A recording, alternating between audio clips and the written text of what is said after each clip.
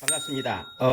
여러분, 쌤이 제일 많이 듣는 얘기 중에 하나가 뭐냐면, 몰은 이론은 쉬운데 문제풀이가 잘 안 돼요. 이런 얘기를 많이 듣습니다. 그 이유가 있어요. 그게 여러분의 문제가 아니라 이 문제 출제하시는 분들의 스킬, 기술이 굉장히 많이 고도로 발전돼 있기 때문인데, 그 중에 하나가 분자량을 꼭꼭 숨기는 기술이 있다는 겁니다. 몰수의 정의는 여러분 어떻게 돼 있습니까? 분자량분의 질량 이렇게 구하죠. 이 식을 조금 변형시키면 여러분이 지금 보시는 것처럼 질량은 몰수 곱하기 분자량 이렇게 표현할 수 있습니다.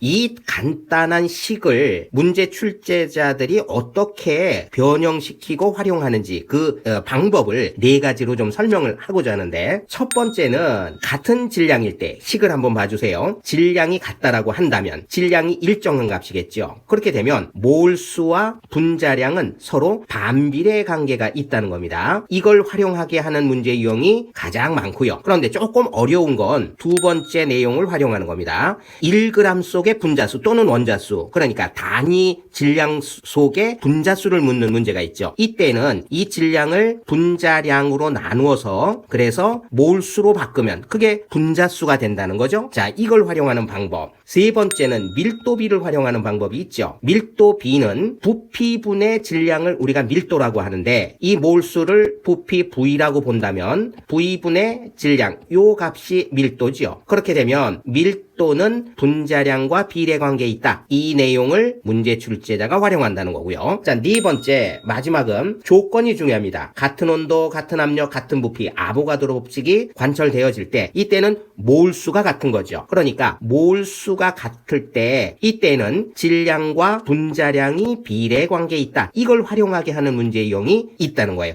이 네 가지를 주요하게 활용하면서 문제 출제를 할 때 이 문제가 어렵다는 겁니다.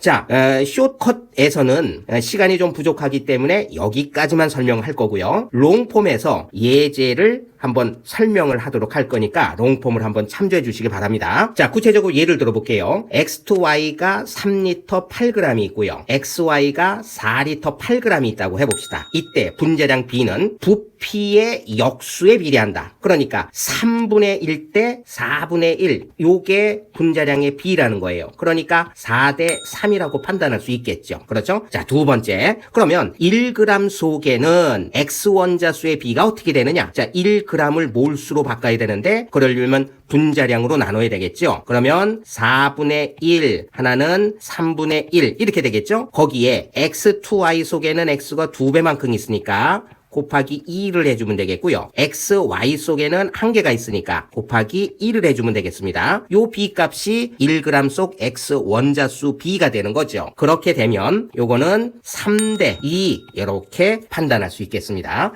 자, 세 번째, 밀도의 B는 부피분의 질량이죠. 그게 밀도니까 3분의 8 대 4분의 8 이렇게 될 거고요. 그러면 이 값은 4대 3, 그러니까 우리가 위에서 봤었던 분자량의 B와 밀도의 B가 같다는 걸 확인할 수 있습니다. 자, 네 번째, 같은 몰수의 질량 B. 그러면 몰수가 같다는 건 부피가 같다고 판단할 수 있겠죠? 그러면 3리터를 오른쪽에 4리터와 똑같게 하려면 3분의 4를 곱해주면 되겠습니다. 그러니까 질량에도 동일하게 3분의 4를 곱해주면 그러면 3분의 32가 되겠죠. 자, 요것과 질량은 XY 경우에 8이니까 8, 이 B값을 계산해 보면 이 또한 4대 3이 되는 거죠. 그러니까 분자량의 B 4대 3과 같은 몰수의 질량 B가 같다는 거, 이거를 여러분이 문제에서 활용하시면 그러면 문제를 푸실 수가 있을 겁니다. 자, 이 내용을 좀 익혀주시기 바랍니다.